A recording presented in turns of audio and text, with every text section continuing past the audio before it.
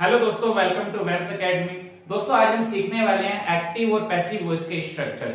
उनमें क्या डिफरेंस होता है, जब एक्टिव वॉइस में सेंटेंस होगा तो उसे कैसे बनाया जाएगा और पैसिव में होगा तो उसे कैसे बनाया जाएगा, एक्टिव टू पैसिव कैसे चेंज करेंगे और पैसिव टू एक्टिव कैसे आएंगे। ये सारी बातें आज के इस वीडियो में हम सीखेंगे।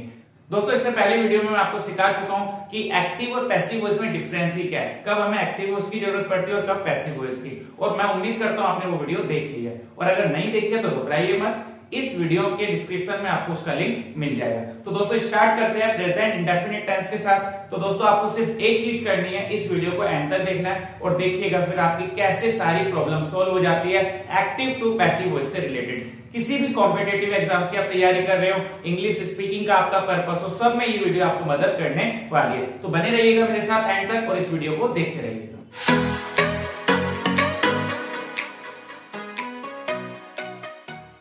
दोस्तों हम स्टार्ट करेंगे प्रेजेंट इंडेफिनिट टेंस के साथ। तो यहाँ पर आपको पता है प्रेजेंट इंडेफिनिट टेंस हम कब यूज करते हैं, जब हम हैबिट पर बात कर रहे होते हैं। किसी भी इंसान की, किसी भी चीज की जब हैबिट बतानी होती है हमें, तो हम प्रेजेंट इंडेफिनिट टेंस का यूज करते हैं। तो यहाँ हम देखेंगे कि एक्टिव वॉइस में सेंटेंस कैसे बनेगा और पैसिव वॉइस में कैसे बनेगा। तो दोस्तों यहाँ पर आपको एक चीज समझनी होगी, एक्टिव वॉइस में जो स्टार्टिंग में आएगा, तो यहाँ पर जो स्टार्टिंग में जो आपका सब्जेक्ट पोजीशन लेता है ये डूअर होता है, जो काम को करता है। और उसके बाद आपको पता है वर्ब आएगी जो एक्टिव वॉइस में वेरी करेगी टेंसेस के अकॉर्डिंग, कभी वर्ब की फर्स्ट फॉर्म होगी, कभी सेकंड फॉर्म होगी, कभी थर्ड फॉर्म होगी। प्लस उसके बाद बच्चों रिसीवर आएगा, वर्ब के बाद दोस्तों रिसीवर आएगा, तो डूअर, बीच में वर्ब और फिर रिसीवर। ये आपका बेसिक पैटर्न आपको याद रखना है हर एक्टिव वॉइस में, कि पहले डूअर, एंड में रिसीवर और बीच में कोई वर्ब होगी और वो चेंज होती रहेगी अकॉर्डिंग टू टेंसेस। जैसे इंडेफिनिट में हमने देखा वर्ब की फर्स्ट फॉर्म में हमने एस लगाया, अगर डूअर आपका सिंगुलर है तो आप वर्ब में एस लगाते हैं, डूअर प्लूरल है तो आप वर्ब को सिंपल फॉर्म में लिखते हैं, फर्स्ट फॉर्म में एस नहीं लगाते। यही पैसिव वॉइस में जो बेसिक बात आपको याद रखनी है वो क्या है, आपका रिसीवर आगे आ जाता है। रिसीवर कौन होता है या डूअर कौन होता है, डूअर जो काम कर रहा है, रिसीवर जिस पर काम हो रहा है। और उसके बाद आप यहाँ पर इसेमार लगाएंगे और प्लस वर्ब की थर्ड फॉर्म, और जो ये डूअर है इसे हम एंड में ले जाएंगे ऑब्जेक्टिव फॉर्म में। जैसे आई होगा तो मी हो जाएगा, ही होगा तो हिम हो जाएगा। तो ये बेसिक स्ट्रक्चर्स आप देखिए, डूअर, वर्ब की first form S plus receiver, receiver अगले केस में आगे आ गया, फिर इज वर्ब की third form plus by doer. तो एक्टिव वॉइस में डूअर आगे आएगा और पैसिव वॉइस में रिसीवर आगे आएगा। चलिए हिंदी से एग्जांपल में हम समझते हैं ये डिफरेंस क्या है डूअर और रिसीवर में। जैसे दोस्तों मैंने कहा बच्चे क्रिकेट खेल रहे हैं, सॉरी यहाँ पर खेल रहे नहीं आएगा, यहाँ पर हैबिट आएगी बच्चे क्रिकेट खेलते हैं। तो इस सेंटेंस को जब आपने पढ़ा, आपने कहा हैबिट है, प्रेजेंट इंडेफिनिट में आएगा, बिल्कुल आएगा, बच्चे क्रिकेट खेलते हैं, ये हैबिट है तो प्रेजेंट इंडेफिनिट में आएगी। मगर आपने देखा यहाँ मेरे पास डूअर है, डूअर कौन है यहाँ पर, बच्चे क्रिकेट खेलते हैं। तो जब आपके पास डूअर होगा तो आप इसमें एक्टिव वॉइस का पैटर्न लगाएंगे। क्यों, डूअर आगे आएगा तो आपने क्या कहा, चिल्ड्रन प्ले, क्योंकि चिल्ड्रन प्लूरल है तो आप वर्ब की फर्स्ट फॉर्म लगाएंगे, एस में लगाएंगे, प्ले क्रिकेट, बच्चे क्रिकेट खेलते हैं। ये आपने एक पहला सेंटेंस बनाया। दूसरा सेंटेंस मैं बनाता हूं, बच्चों को डांटा जाता है, बच्चों को डांटा जाता है। देखिए जब हम हिंदी में बोल रहे हैं तो दोनों केसेस में, चाहे वो डूअर की पोजीशन हो चाहे रिसीवर की, बच्चे दोनों ही केसेस में आगे आए हैं। मगर आपने जब इसे समझा तो आपने देखा बच्चों को डांटा जाता है, डांट कौन रहा है, तो आपने कहा पता नहीं चल रहा, तो नो डूअर। तो जब आपके सामने ये पोजीशन आई कि आपको नहीं पता लग रहा कि डूअर कौन है, तो आपने क्या कहा, बच्चों को डांटा जाता है, तो आपने क्या लिखा, चिल्ड्रन। अब हमारा पैटर्न कौन सा चलेगा, पैसिव वॉइस, इसमें क्या आना है, is am are, children are scolded, कि बच्चों को डांटा जाता है। तो जब जैसे ही इजेमआर और थर्ड फॉर्म का पैटर्न आपके सामने आया, तो ये चिल्ड्रन डूअर की पोजीशन में नहीं है, अब इन पर काम हो रहा है, ये रिसीव कर रहे हैं उस वर्ब को। अगर इस सेंटेंस को बच्चों में ऐसे लिख देता, चिल्ड्रन स्कोल्ड, अगर मैं इसे एक्टिव वॉइस के पैटर्न में लिख देता तो इसका मतलब क्या हो जाता, बच्चे डांटते हैं। इस बात को आपको पकड़ना पड़ेगा, इजेमआर ना होने से सेंटेंस पर क्या फर्क आ रहा है, क्योंकि मैंने पैटर्न कौन सा यूज करा है इसमें, आप देख सकते हैं हमने पैटर्न यूज करा डूअर प्लस वी1। जब मैं लिखता हूं चिल्ड्रन स्कोल्ड तो हमने डूअर प्लस V1 का पैटर्न यूज करा तो सेंटेंस बिल्कुल बदल गया।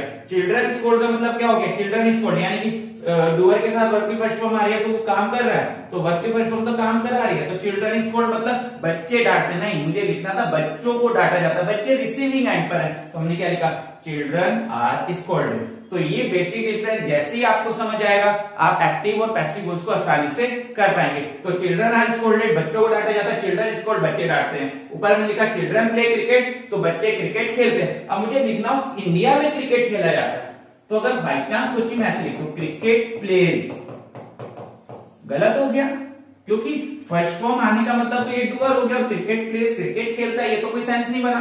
तो आप क्या कहेंगे यहाँ पर, सर आप बनाइए क्रिकेट इज प्लेड। तो कितना आसान सा पैटर्न है, सिर्फ आपको ये समझना है कि एक्टिव वॉइस में जो आगे आ रहा है वो डूअर है, पैसिव वॉइस में जो आगे आ रहा है वो रिसीवर है। तो इससे आप कभी कंफ्यूज नहीं होंगे और सेंटेंस को उसी फॉर्म में बनाएंगे जिसमें उसकी नीड है। तो चलिए दोस्तों देखते हैं नेगेटिव सेंटेंसेस का स्ट्रक्चर। नेगेटिव में थोड़ा सा चेंज आया सिर्फ एक्टिव वॉइस में, पैसिव में तो अब यहाँ पर कोई चेंज आया नहीं। यहाँ पर नेगेटिव में आपने देखा डू डज और उसके साथ नोट लगा और V1 में से SEIES हट गया, और पैसिव में तो स्ट्रक्चर बिल्कुल सेम रहा, इज एम आ रहा है थर्ड फॉर्म में, बस यहाँ पर नोट आपको ऐड करना है, वो आपको पता ही है। तो यहाँ पर आपको सेंटेंस लिखना है भारत में फ्रेंच नहीं बोली जाती है, भारत में फ्रेंच नहीं बोली जाती, तो आपने क्या लिखा, French is not spoken in India, French is not spoken in India. अब दोस्तों यहाँ पर एक चीज समझिए, अगर मैं लिख दूं French does not speak, French does not speak, तो यहां आपने क्या करा, आपने यहां एक्टिव वॉइस का पैटर्न लगा दिया, डज नॉट के साथ फर्स्ट फॉर्म लगा दी, डज नॉट स्पीक, और तो जब आपने एक्टिव वॉइस का पैटर्न लगाया तो ये डूअर हो जाएगा जो सब्जेक्ट है। तो इसका मतलब क्या निकला, फ्रेंच नहीं बोलती है, भाई फ्रेंच तो लैंग्वेज है, वो कैसे बोल सकती है। तो आपने कहा सर इसे बनाइए French is not spoken in India. आपने कहा मैं चाय नहीं पीता हूं, तो आप क्या बोलोगे, I don't take tea, I don't take tea, I have tea आप यहाँ पर बोलेंगे। क्यों बोला, क्योंकि आपने डूअर है यहाँ पर हमें पता है कौन चाय नहीं पीता है, आई नहीं पीता है, तो आई डोंट टेक टी। तो ये बेसिक स्ट्रक्चर्स आप समझिए। और हाँ रही बात बाय सब्जेक्ट की, वो कभी कभी जब आपको चेंजेस करने के लिए आते हैं एक्टिव टू पैसिव में ले जाइए तो आप बाय सब्जेक्ट का यूज कर सकते हैं। जनरली हम उसे अवॉइड करते हैं क्योंकि मैंने आपको पिछली वीडियो में बताया था ना कि हम पैसिव वॉइस बनाती ही जब मुझे बाय सब्जेक्ट पता नहीं है, पता है तो उसे मैं लिखना नहीं चाहता, वो अनइम्पोर्टेंट है या ऑब्वियस है, तो इस चीज का आपको ध्यान रखना है। यहां से अगर आपको ये बात समझ आ गई है तो आपका एक्टिव और पैसिव वॉइस बहुत ज्यादा अच्छे से क्लियर हो गया। बस आपको इस चीज को समझना है, इसी टेस्ट में आपको थोड़ा सा टाइम देना, फिर तो स्ट्रक्चर्स हमारे पास रह जाएंगे जो बहुत सिंपल होते हैं। तो इसे समझिए आप, French is not spoken in India, I do not take tea. तो इस बात को समझिए। सोचिए यहाँ डू नॉट डज नॉट की जगह डिड नॉट हो जाएगा तो क्या फर्क आएगा, बस यहाँ इज एम आर की जगह वॉज वर हो जाएगा। तो ये था प्रेजेंट इंडेफिनिट का नेगेटिव का फॉर्मेट, जिसमें हमने देखा do not does not first active voice में आएंगे और is am are not passive voice में आएंगे। तो चलिए दोस्तों देखते हैं इंटेरोगेटिव ये सेंटेंसेस किस तरीके से बनते हैं। तो सेम पैटर्न यहाँ पर भी आपको फॉलो करना है। क्या है यहाँ पर, डू और डज आगे आ जाएगा, फिर आपका सब्जेक्ट, फिर V1। सब्जेक्ट मींस यहाँ पर डूअर आपका रहेगा। जैसे आप कहेंगे क्या आप क्रिकेट खेलते हैं, तो आपने क्या कहा, डू यू प्ले क्रिकेट। आप समझिए बस यहाँ पर एक चीज आपको समझनी है, डू के साथ हमने क्या लगाया है, डूअर, क्योंकि हमने डूअर कौन है यहाँ पर, यू, क्या आप क्रिकेट खेलते हैं। अब दूसरा सेंटेंस बनाते हैं, क्या भारत में फुटबॉल खेला जाता है। अब यहाँ पर कौन खेलता है इसकी हमने बात ही नहीं करी है, तो आपने क्या कहा, is cricket played in India. तो बस ये डिफरेंस आप समझिए, इसे समझने की कोशिश कीजिए। डूअर है तो हमने क्या लगाया है, नॉर्मल जो हम टेंसेस में सीखते हैं, डू और डज। और जैसे आपको लगा डूअर नहीं है, यहाँ तो क्रिकेट तो रिसीविंग एंड पर है, क्रिकेट खेल नहीं रहा है, क्रिकेट को खेला जा रहा है, तो आपने कहा is cricket played in India. और WH फैमिली होगी तो यहाँ पर आप WH ऐड कर सकते हैं। जैसे आप इसमें लिखे why do you play cricket, अब यहाँ पर लगा दे why is cricket played in India. तो यहाँ पर कितना आसान आपके लिए हो जाता है, why do you play cricket और why is cricket played in India. तो WH होगा तो वो ज्यादा बहुत बड़ा केस नहीं है कि अगर WH नहीं है तो मत लगाइए, है तो बस उसे आगे ले आते हैं, सेम पैटर्न रहता है। इसे बहुत ज्यादा आप टाइम देने की जरूरत नहीं कि डबल इंटरोगेटिव क्या होता है, वो कुछ नहीं। व्हाट डू यू प्ले, अगर क्रिकेट नहीं लिखना तो आप क्या बोलोगे, what do you play, what is played in India. तो WH कोई मैटर नहीं होता, मेन आप फॉर्मेट याद कीजिए, WH अगर आ रहा है सेंटेंस में तो उसे आगे लिख दीजिए। तो दोस्तों ये था प्रेजेंट इंडेफिनिट, जिसमें हमने एक्टिव वॉइस कैसे बनाते हैं और पैसिव वॉइस कैसे बनाते हैं दोनों को सीखा।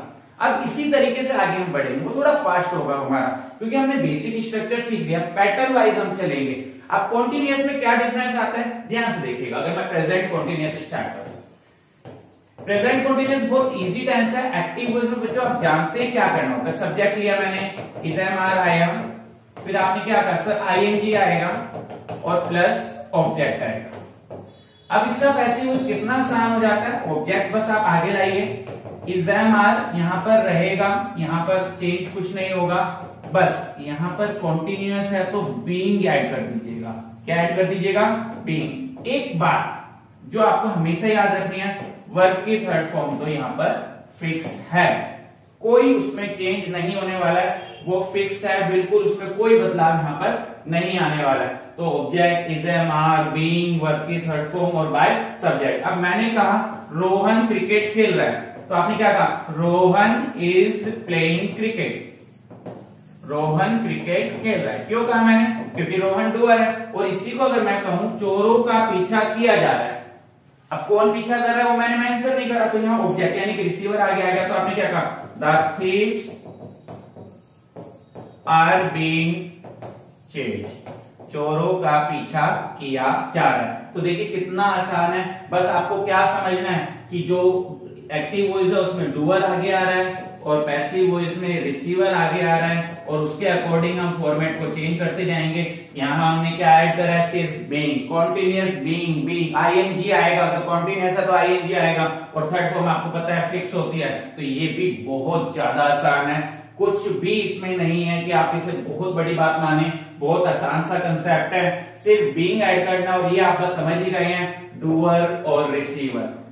ये बात जिसे समझ आ गई उसका पैसिव वॉइस उसी दिन क्लियर हो जाता है, डूअर और रिसीवर। बस इस बात को आपको फॉलो करना है, एक्टिव वॉइस में डूअर आगे आ रहा है, पैसिव वॉइस में receiver, is am are being being being, बस इतनी बात आपको याद रखनी है हर फॉर्मेट में। हमने एक्टिव वॉइस में इंडेफिनिट में क्या सीखा, वहां पर वर्ब की फर्स्ट फॉर्म सिंपल थी, हमने इज एम आर ऐड करा पैसिव वॉइस में, यहाँ ऑलरेडी इज एम आर था तो हमने यहाँ पर बीइंग ऐड करा, कुछ ना कुछ बी की कोई फॉर्म आपको ऐड करनी है।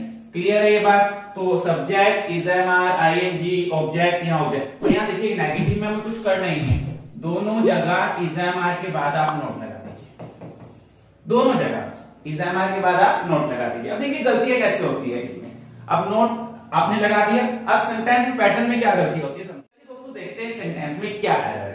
द रूम इज क्लीन, आपने ये सेंटेंस देखा, द रूम इज क्लीन, आपने इसके साथ जब आईएनजी देखा, इज एम आर आईएनजी, तो आपने कहा सर ये तो हमने अभी एक्टिव वॉइस के फॉर्मेट में पढ़ा, बिल्कुल पढ़ा है। अगर एक्टिव वॉइस है तो आपने कहा सर ये तो डूअर हो गया, बिल्कुल हो गया। अब इसका आपने जब ट्रांसलेट करके मीनिंग निकाला, the room is cleaning, room साफ कर रहा है, आपने कहा सर ये तो पॉसिबल नहीं है। अब सेम सेंटेंस को ठीक कैसे किया जाएगा, सर आपने कहा सर ये तो डूअर तो नहीं लग रहा, रिसीवर लग रहा है, तो उसे चेंज कर दीजिए, आप इसे क्या कर दीजिए, the room is being clean. अभी रिसीविंग एंड पर आ गया, सेंटेंस का मीनिंग क्या निकला, सेंटेंस का क्या मीनिंग निकला, सेंटेंस का मीनिंग निकला रूम को साफ किया जा रहा है। तो था ना कितना आसान। इस मैजिक को आप समझ जाइए, इस पैटर्न को आप समझ जाइए कि कब डूअर आगे आएगा और कब रिसीवर आगे आएगा, आपके लिए काम बहुत ज्यादा आसान हो जाएगा। तो दोस्तों देखते हैं अब इंटरोगेटिव सेंटेंस है, और ये भी कितना ज्यादा आसान है। क्या फर्क पड़ रहा है, वहां इज एम आर सब्जेक्ट के बाद था, यहाँ पहले आगे, ये तो फर्क है। तो इज एम आर आपका आगे आ जाएगा, फिर सब्जेक्ट, फिर आपका वर्ब की फर्स्ट फॉर्म प्लस आईएनजी। अब इसमें भी डूअर होगा, जैसे आपका are you watching TV, are you watching TV, भाई क्या आप टीवी देख रहे हैं, तो आपका सेंटेंस बन गया आर यू वॉचिंग टीवी, क्या आप टीवी देख रहे हैं। अब इसी में आप एक सेंटेंस और समझिए, क्या बच्चों को पढ़ाया जा रहा है, तो इसमें आपने कहा कौन पढ़ा रहा है नहीं पता, तो आपने कहा सर नीचे वाला पैटर्न ले लेते हैं, तो आर आएगा आर द चिल्ड्रन बीइंग, क्योंकि पैसिव वॉइस है बीइंग आएगा, और उसके बाद क्या आ जाएगा taught, are the children being taught.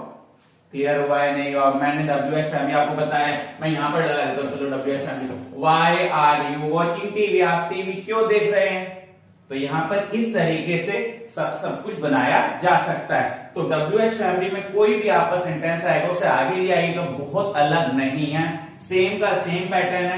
WH है तो लगा दीजिए, नहीं है तो मत लगाइए, यस नो वाले क्वेश्चन होंगे वो। तो are the children being taught, तो यहाँ पर क्या आ गया कि बच्चों को पढ़ाया जा रहा है, उसमें उसका आंसर क्या आएगा, यस और नो में। और यहाँ पर अगर मैं बोलूं what are the children being taught, कि बच्चों को क्या पढ़ाया जा रहा है, तो आपका वर्ड लगकर भी सेंटेंस बन गया। तो ये था प्रेजेंट कॉन्टिन्यूअस, है ना, सिंपल, बहुत ज्यादा आसान होता जा रहा है। अब इसी तरीके से प्रेजेंट परफेक्ट देखते हैं, वो भी बहुत ज्यादा आसान है।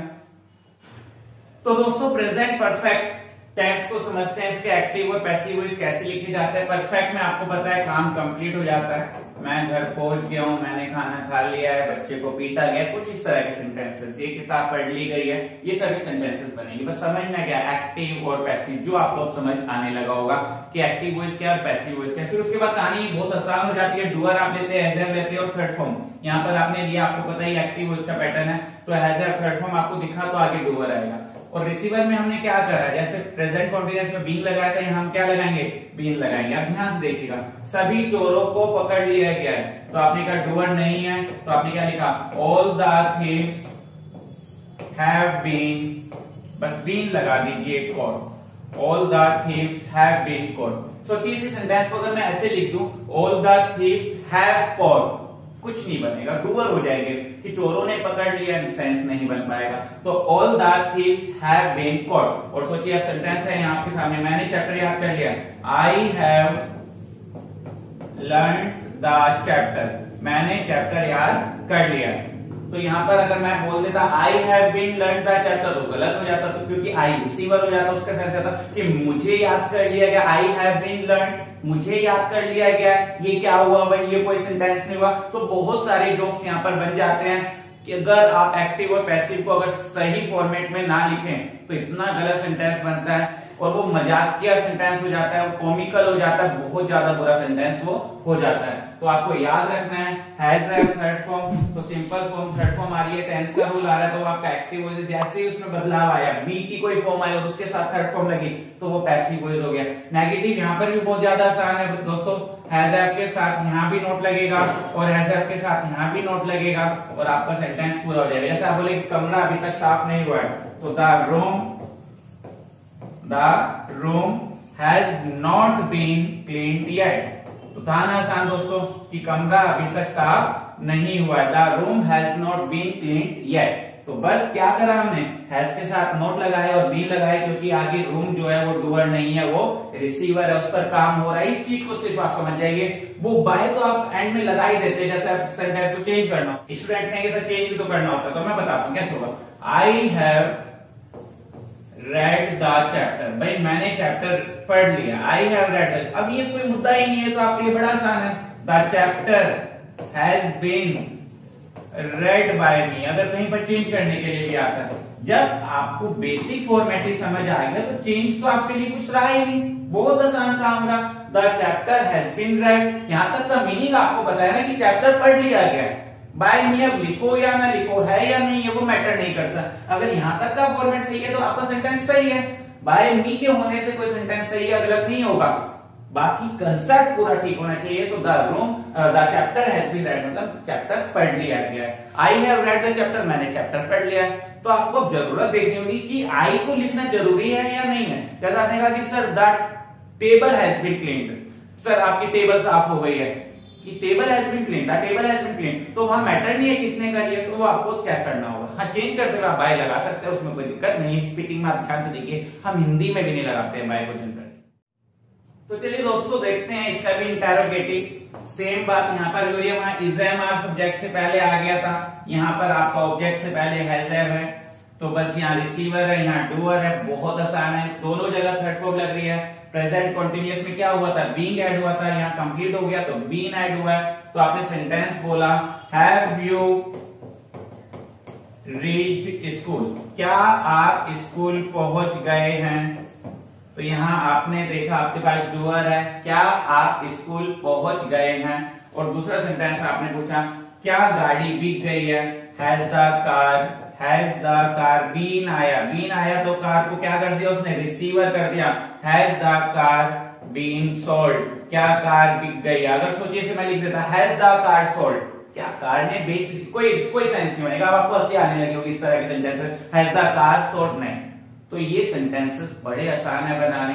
जैसे ही आपको ये क्लियर हो डूअर कब आना है, रिसीवर कब आना है, डूअर के साथ क्या पैटर्न है और रिसीवर के साथ क्या पैटर्न है।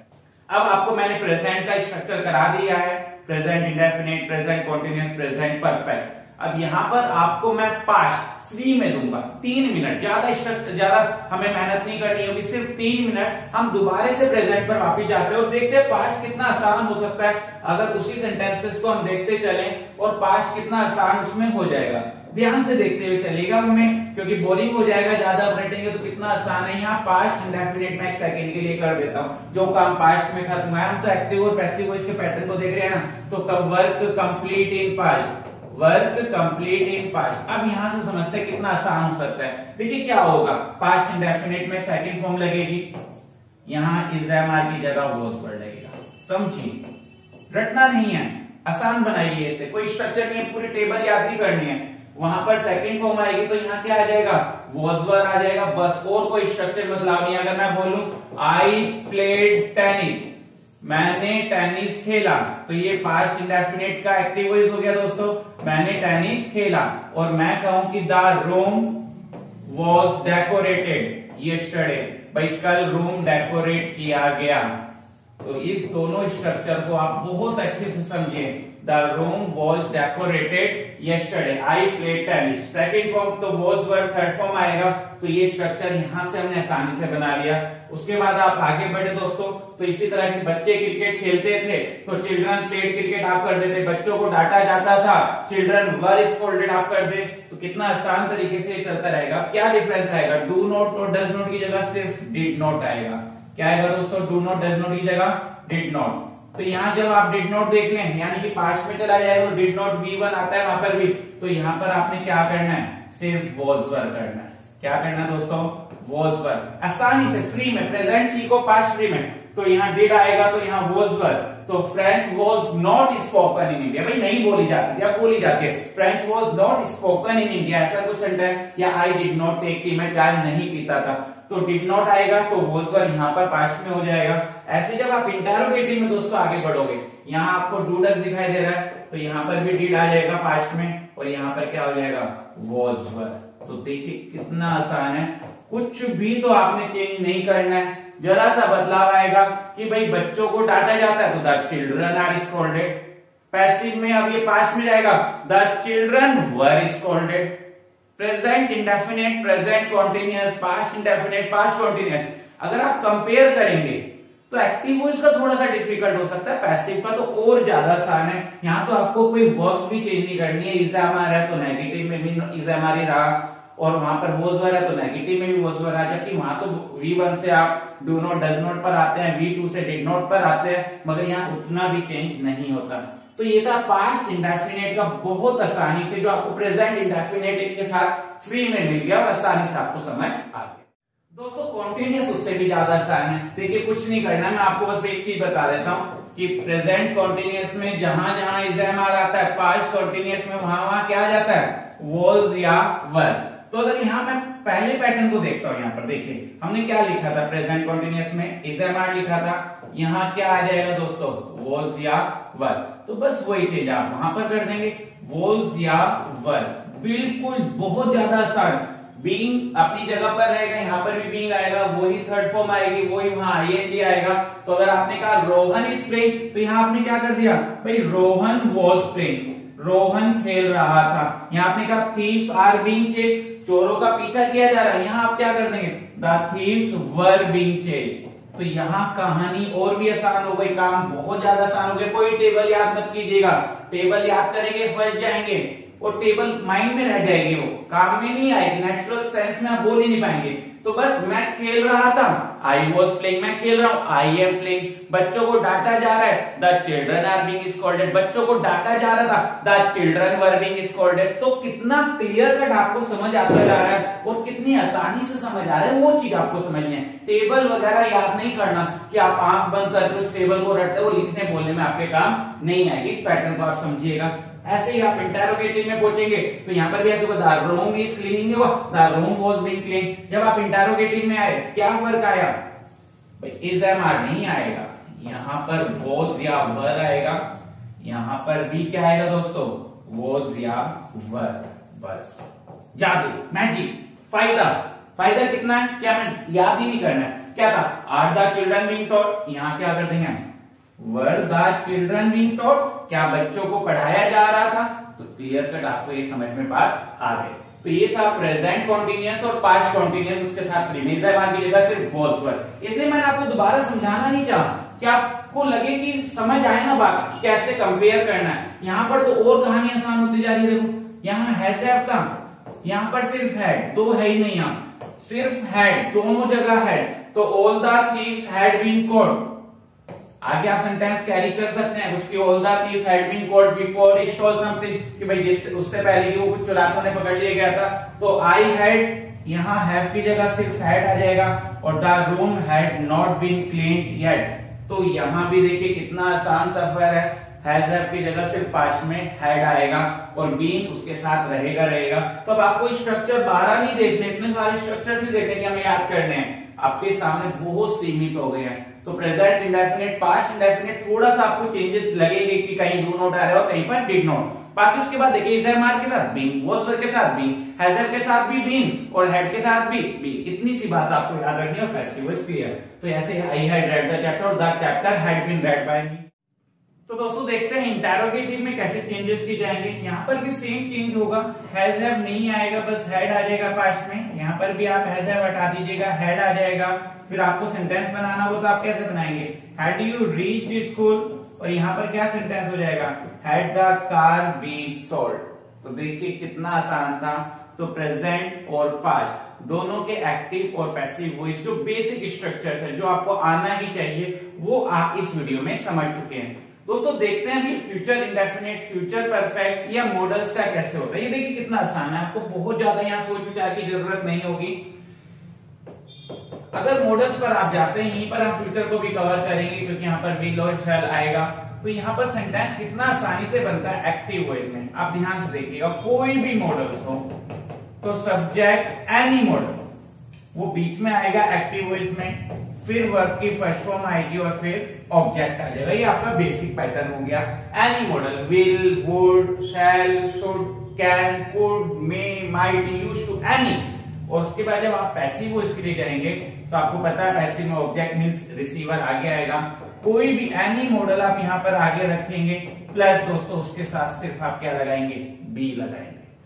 बी लगाकर एक चीज आपको क्लियर पता है कि वर्ब की थर्ड फॉर्म फिक्स है और बाय के बाद आपको क्या लगाना है, subject. All models should be treated this way, सभी के साथ एक ही सॉल्यूशन यहाँ पर आपको मिलेगा, सिर्फ आपको बी लगाना होगा। जैसे आप यहाँ पर एक सेंटेंस देखिए, तो आपने कहा I can lift this box, मैं ये बॉक्स उठा सकता हूं, तो कैन आया।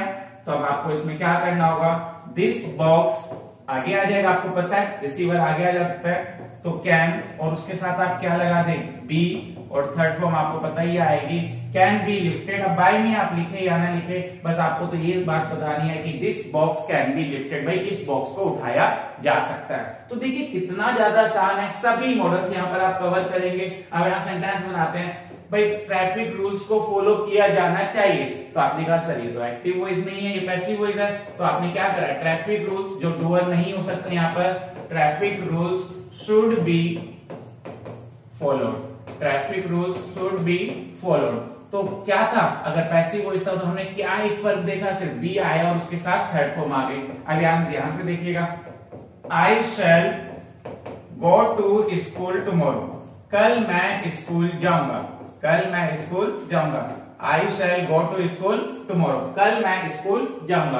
अब इसी को आपको कन्वर्ट करना था पैसिव वॉइस। अगर सेंटेंस यहाँ पर होता कि कल आपको सजा मिलेगी, तो आप क्या करेंगे, यू तो डूअर नहीं रहा, रिसीवर हो गया, you will be punished tomorrow, कल आपको सजा मिलेगी। तो बहुत ज्यादा आसान है, कोई भी मॉडल्स आप ले लीजिएगा, किसी भी सेंटेंस को आप मन में सोचिएगा, इसे बेचा जा सकता है। It may be sold, it may be sold, इसे बेचा जा सकता है। This question can be sold, भाई ये क्वेश्चन सोल्व किया जा सकता है। तो जैसे ही आपको लग रहा है पैसिव वॉइस में, तो आप बी लगा दीजिएगा। अब यहाँ पर एक पॉसिबल स्ट्रक्चर और हो सकता है कि अगर आपको लगे सब्जेक्ट है और कोई भी मॉडल्स आपने यूज करा, उसमें विल और वुड कोई भी आ सकता है, शैल शुड, और उसके साथ हैव और थर्ड फॉर्म लगा हुआ है, तो उसमें आपको क्या करना है, सेम पैटर्न यहाँ पर आपको फॉलो करना होगा। ऑब्जेक्ट आपका आगे आएगा, उस मॉडल्स को आप वहां पर लिखेंगे, एनी मॉडल हो सकता है, फिर आप हैव आएगा और उसके साथ भी बी यहाँ पर आप यूज कर सकते हैं, और वर्ब की थर्ड फॉर्म और बाय सब्जेक्ट पीछे अगर हो तो आ सकता है। अब सेंटेंस देखिएगा कि this question should have been solved, भाई ये क्वेश्चन तो सोल्व हो जाना चाहिए था, शुड हैव बीन सॉल्व्ड। तो यहाँ पर देखिए कितने आसानी से आपने सेंटेंस बनाया, बस किसी भी मॉडल्स के साथ अगर हैव लगा और थर्ड फॉर्म है तो पैसिव वॉइस में उसके बीन आएगा। जैसे आप कहें कि दिस बुक या this chapter will have been learn by tomorrow, भाई ये चैप्टर कल तक याद कर दिया जाएगा। तो पैसिव वॉइस में या इस तरीके से आप कह सकते हैं कि this house will have been built by next month, तो विल हैव बीन, तो बीन आप यहां पर लगा देते हैं और आपका काम बहुत ज्यादा आसान हो जाता है।